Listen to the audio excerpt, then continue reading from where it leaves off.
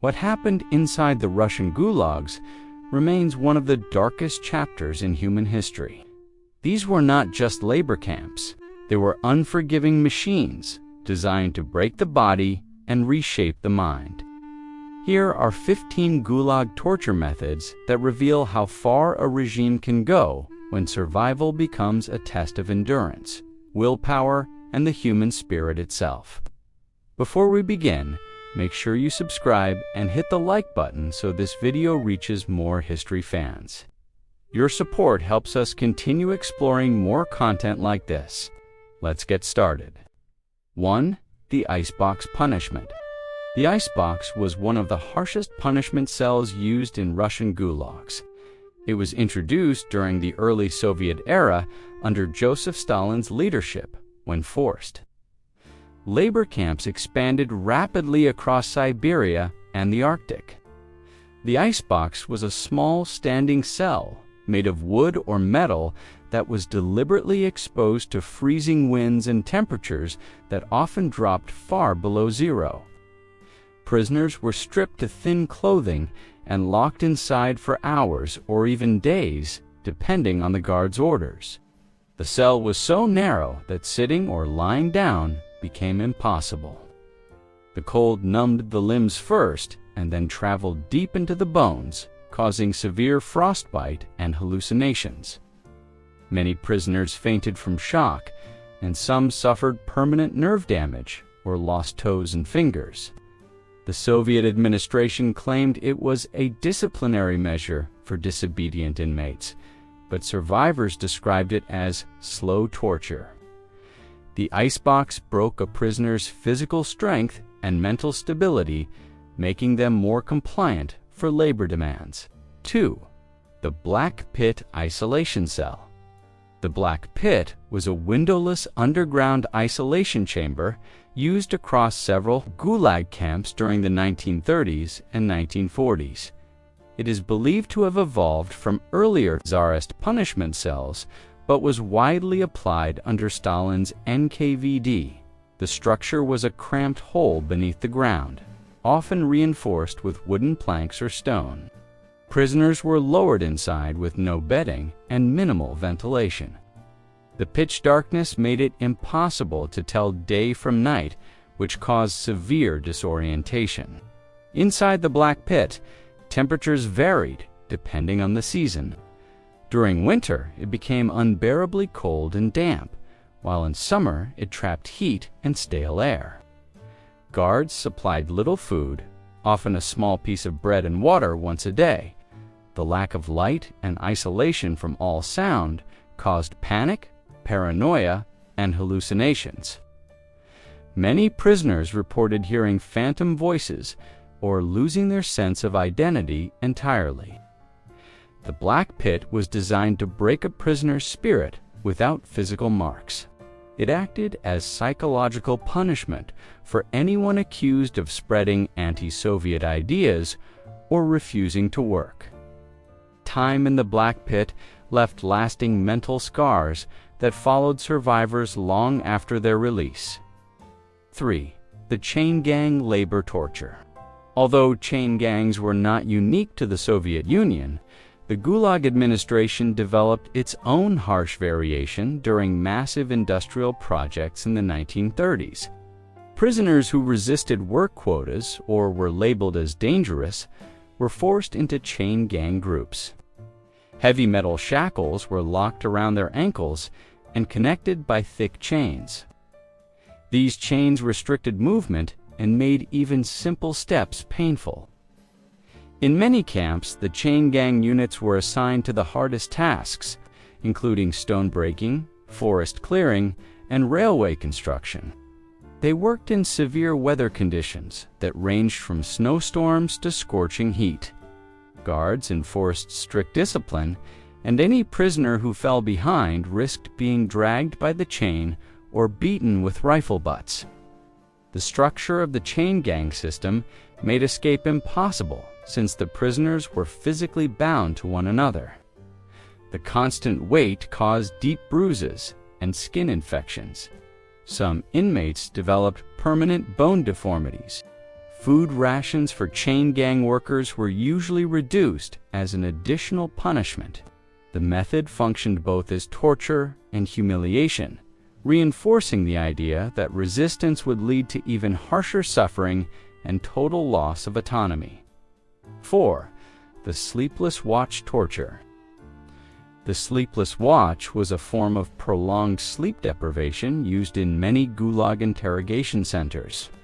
It became prominent during the Great Purge when authorities sought rapid confessions. Instead of beating prisoners, guards used continuous monitoring to keep them awake for days at a time.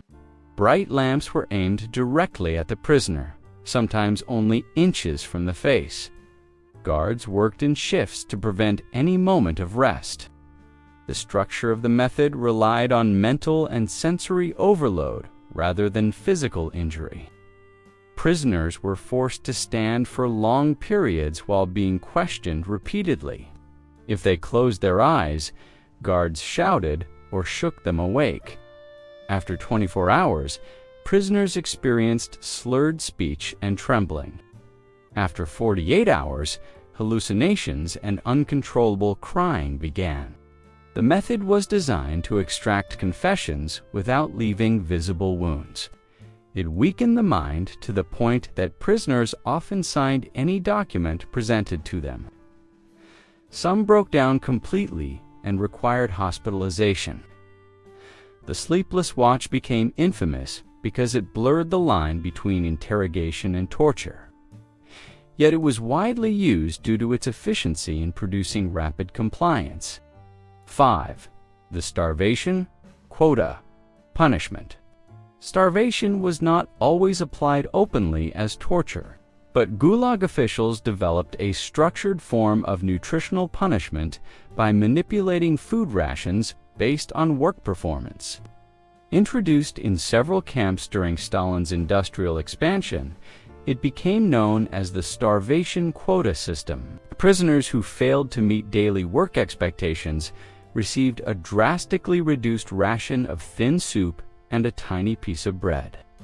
The structure of this method ensured that weak prisoners became even weaker, making it increasingly difficult to reach work targets. This created a vicious cycle that pushed many inmates toward collapse. Guards monitored food distribution closely, and even minor disobedience could result in an immediate cut in rations. Starvation damaged the body slowly but relentlessly. Prisoners lost weight rapidly, suffered muscle deterioration, and experienced dizziness and confusion. Some developed swelling in the legs due to severe malnutrition. This method allowed the Gulag administration to control prisoners without direct violence. It turned food into a weapon, ensuring obedience while keeping inmates in a constant state of desperation.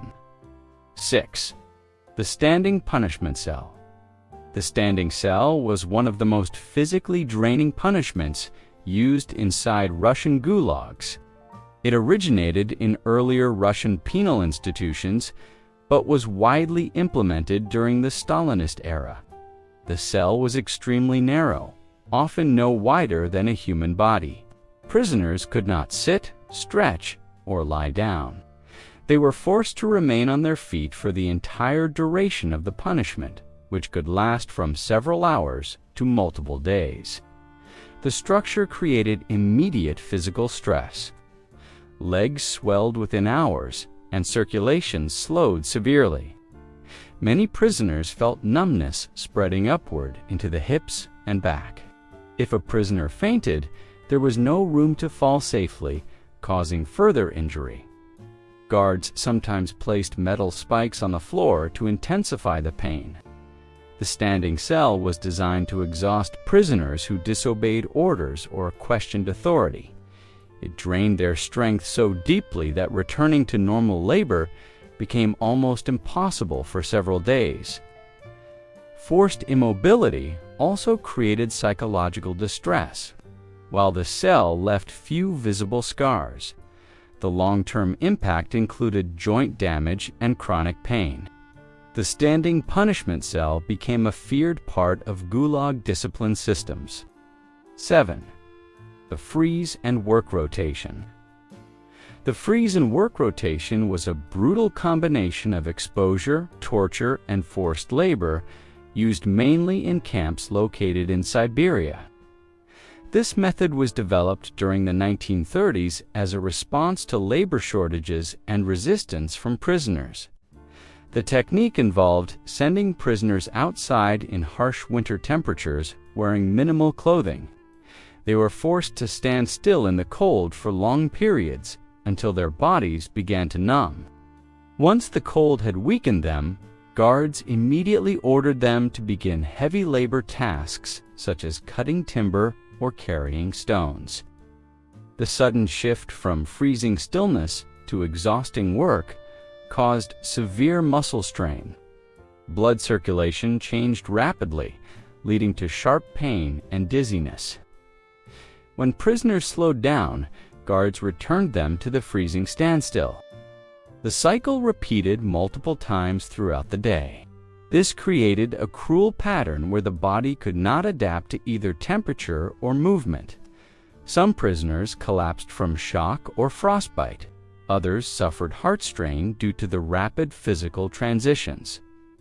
8. The silent brigade punishment.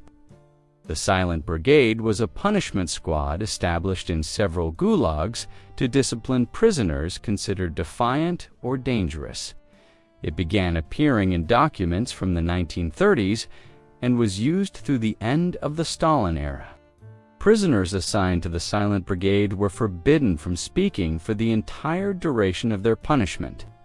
They worked in complete silence, ate in silence, and marched in silence. The punishment relied heavily on psychological strain. Communication is essential for survival in harsh camp environments, and removing it created isolation even when prisoners stood side by side. Members of the Silent Brigade were assigned to the hardest labor tasks, including mining, logging, or carrying heavy loads. Guards watched them closely and punished any attempt at whispering or signaling. The structure of the punishment made it both mental and physical. The high labor demands weakened the body, while the enforced silence weakened social bonds. Prisoners often reported feeling invisible or disconnected from reality. Some developed anxiety or confusion due to the prolonged isolation. The Silent Brigade created a chilling environment within the camps. It showed prisoners that breaking rules did not always lead to direct violence. 9. The water drip torture. The water drip torture was used during interrogations in several Gulag-affiliated prisons and holding centers. Although not unique to Russia, it became a known method during the Soviet era when authorities sought psychological control without leaving physical injuries. The method involved restraining a prisoner beneath a suspended container that released slow, rhythmic drops of cold water onto the forehead. The structure of the torture was simple but devastating. The steady dripping created sensory irritation that grew more intense over time. Within an hour, the prisoner felt sharp discomfort. After several hours, the repetitive impact became unbearable. The body remained restrained, making it impossible to move the head and escape the drops. Sleep became impossible during extended sessions. The mind entered a state of agitation and confusion. Many prisoners reported feeling as if the dripping sound echoed inside their skull. Interrogators used this weakened mental state to force confessions or compliance. Although the water drip torture rarely caused physical damage, the psychological effects were severe. It disrupted concentration, altered perception, and induced panic. 10. The forced stress position torture. Stress positions were used widely across Gulag camps as a quick punishment for disobedience or slow work. This method did not require special equipment and could be carried out anywhere in the camp. Guards ordered prisoners to stand or kneel in painful positions for hours. Common examples included squatting with arms raised or kneeling on sharp stones. The structure relied on muscle fatigue and joint pressure. Within minutes, the prisoner felt burning pain in the legs and shoulders. After an hour, the pain intensified as muscles shook uncontrollably. Guards monitored prisoners closely and punished any attempt to adjust posture. Stress positions left no major visible injuries, which made them useful for interrogation settings where authorities wanted to avoid external marks. However, the internal strain caused long-term damage. Many survivors reported knee problems, back pain, and chronic inflammation years later. The purpose was not only physical suffering, but also humiliation. Being forced to hold degrading positions reminded prisoners of their powerless status within the camp hierarchy. The method became a routine part of daily discipline, demonstrating that torture could occur even during ordinary work shifts. 11. The salted wound punishment. The salted wound punishment was a painful technique used in some Gulag camps where guards deliberately aggravated minor injuries to force obedience. This method dates back to older Russian military punishments, but was revived during the Stalin era when camp officers sought ways to discipline prisoners without leaving major evidence. The concept was simple. Any prisoner who suffered cuts or abrasions during labor was at risk of having salt rubbed directly into those wounds. Salt caused intense burning and rapidly increased inflammation. Even small cuts became agonizing. In some cases, guards mixed snow with salt to create a rough paste, grinding it into the skin. The cold worsened the sensation, making the pain last longer. The wound often cracked open again during work, exposing raw tissue. There was a secondary purpose behind this method. Infected wounds weakened the prisoner, making them less likely to resist orders. Medical treatment was minimal, so healing took much longer. Prisoners often dreaded reporting injuries because salt punishment could follow. 12. The wet clothing freeze. The wet clothing freeze was a method used primarily in Siberian gulags, where extreme temperatures made exposure a deadly threat. The punishment involved soaking a prisoner's clothing with cold water and then sending them outside into freezing air. This method appeared frequently in survivor accounts from the 1940s and was often applied to prisoners accused of sabotage or refusal to work.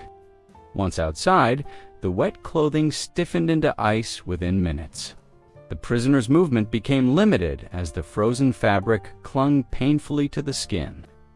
The body temperature dropped rapidly, causing violent shivering and numbness. Frostbite formed quickly, especially on fingers, ears, and toes. Guards controlled the duration of exposure. Some prisoners were forced to march in their frozen clothing, while others stood motionless until they collapsed. Returning indoors offered little relief, because thawing the clothing caused sharp pain as circulation returned. The wet clothing freeze was effective because it relied entirely on the environment. The cold became a weapon that required no tools, only time. 13. Overload was a systematic punishment used throughout the Gulag system to discipline prisoners who challenged authority or failed to meet set quotas. Rather than beatings, guards increased the prisoner's workload far beyond normal levels. This method became widespread during Stalin's push for rapid industrial development, when camps produced lumber, coal, gold, and infrastructure. Prisoners assigned to overload punishment were required to complete double or triple the usual tasks. A worker in a logging camp, for example, might receive an order to cut down an impossible number of trees within a single shift. Failure resulted in further punishment, reduced food rations, or isolation. The structure of Gulag labor made overload extremely dangerous. Tools were worn and heavy. Nutritional intake was poor. Weather conditions could be severe. When forced to work beyond their limits, prisoners often collapsed from exhaustion. Guards viewed collapse as defiance and responded with additional penalties. Overload punishment caused long-term damage. It weakened muscles, strained the heart, and depleted energy reserves. Prisoners often reached a point where their bodies could not recover overnight. 14. The forced cold water dowsing. Cold water dowsing was a punishment used in interrogation centers and camps where guards needed to shock or intimidate prisoners. The method involved pouring large buckets of icy water over a prisoner who was often restrained outdoors or inside an unheated room. This technique has roots in Tsarist prisons, but was intensified during the Soviet period. The sudden impact of cold water caused immediate gasping and disorientation. If performed outdoors in winter, the water froze quickly on the skin, creating a layer of ice that added to the suffering. The shock disrupted breathing patterns and caused chest pain. Many prisoners described feeling as if their hearts would stop. The method was repeated several times in short intervals. Between dowsings, prisoners were left to shake uncontrollably as their clothes clung to their bodies. In some cases, guards forced them to kneel or stand in stress positions during the punishment, increasing the physical strain. Cold water dowsing had psychological effects as well.